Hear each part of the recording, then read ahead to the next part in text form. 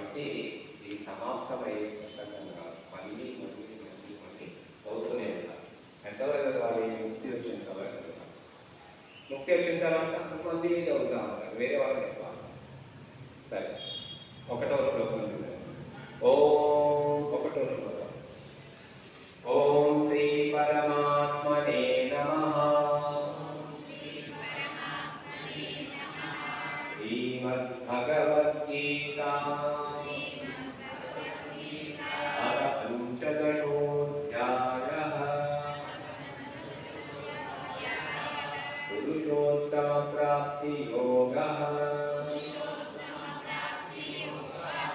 శ్రీభగవానువాచ.